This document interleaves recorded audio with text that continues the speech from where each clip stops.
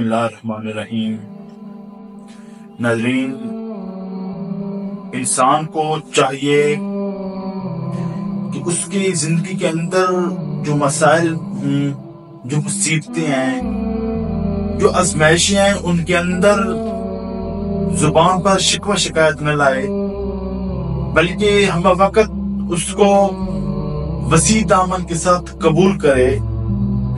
तो हजरत खालिद बिन वलीद रज़ियल्लाहु ताला अन्हु, जो इंतहाई निडर, बददलेर और बहादुर हैं, जिनको सैफुल्लाह के नाम से याद किया जाता है, उनको लक़ब दिया जाता है।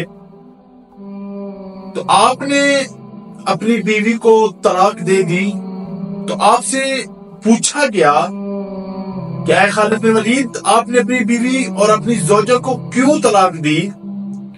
हालांकि उसके साथ आपका रिश्ता बहुत अच्छा है, और जब आपने तलाक दी तो उसको साथ एक बाग भी दे दिया। तो हज़रत खालिद बिन वलीद रज़ियल्लाहु ताला अन्हु ने कहा कि मेरी बीवी बहुत अच्छी है, उसके साथ मेरा तल्लक बहुत अच्छा गुजरा है, 27 साल हमने आपस में इकट्ठे गुजारे हैं, लेकिन 27 सालों के अंदर उन पर कोई मुसीबत नहीं आई, कोई आजमाइश नहीं आई। और मेरे नबी करीम सल्लल्लाहु अलैहि वसल्लम का फरमान अलीशान है कि जिस शख्स पर आजमाइशें नहीं आती, जिस शख्स पर मुसीबतें नहीं आती, जिस शख्स पर मुश्किल वेला नहीं आता, उस पर अल्लाह ताला नाराज होता है। तो मैंने सोचा कि मेरी बीवी को 27 साल के अंदर कोई शिकायत नहीं हुई, कोई मुश्किल नहीं हुई, कोई मुश्किल घड़ी नहीं आई। ऐसा ना हो कि मेरा रब उनसे नाराज हो और उन्हीं की वजह से मेरे से भी नाराज हो जाए। इसलिए मैंने उनको कहा कि आपकी और मेरी राहें जुदा हो गई हैं। तो वो जनाबे खालिद बिन वलीद थे, उन्होंने आजमाइशों को सारे सब्र से उनको अपने अंदर जगह दी। और इसी तरह हजरत अबू बकर सिद्दीक रज़ियल्लाहु ताला अन्हु की प्यारी बेटी जनाबी अस्मा बिन्त अबी बकर, जो हजरत आयशा सिद्दीका रज़ियल्लाहु ताला अन्हा की बड़ी बहन है, और वो अस्मा कि जिन्होंने गार सौर में हुज़ूर नबी करीम सल्लल्लाहु अलैहि वसल्लम की खिदमत की थी। जब आपकी उम्र मुबारक 90 साल को पहुंचती है, तो आपका बेटा अब्दुल्ला बिन जुबैर आपकी आली खिदमत में हाजिर होकर अर्ज गुजार होता है कि अम्मी जान, हज्जाज बिन यूसुफ के साथ मेरी लड़ाई है, उसके साथ मेरा मुकाबला है, जबकि मुश्किल वेला आ चुका है।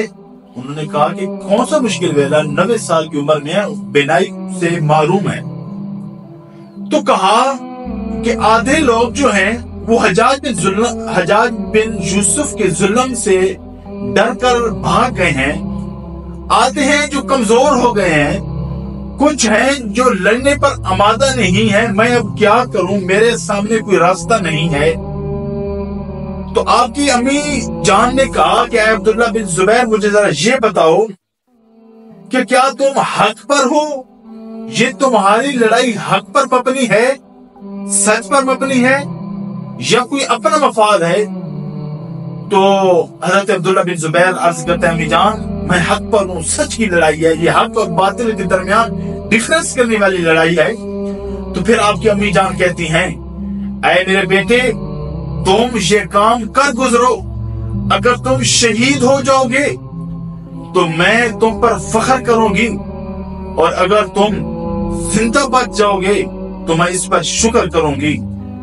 तो नाजरीन, आपने लड़ाई की, और हज्जाज बिन यूसुफ ने जब आपकी लाश को सूली पर लटकाया तो 14 दिन गुजरे गए, और हज्जाज बिन यूसुफ अस्मा बिन्त अबी बकर को कहते हैं, आपको पता है कि आपका बेटे की लाश लटकी हुई है? आपने कहा, और क्या बोल रहे हो? दूसरी दफा कहा। जब तीसरी दफा कहा तो हजरत अस्मा बिन्त अबी बकर के जो अल्फाज थे वो ये थे कि मेरे बेटे की लाश लटकी हुई है ना, यानी कि उसका सर बुलंद है ना, किसी जाबिर के सामने झुका हुआ तो नहीं है। तो आपने ऐसे मसाइब को, ऐसी आजमाइशों को अपने सामने रखा, اور اس پر سجدہ شکر ادا کیا، اور آج وہ عبداللہ بن زبیر اور اسما بنت ابی بکر جنت الفردوس کے اندر آرام و سکون سے ہیں۔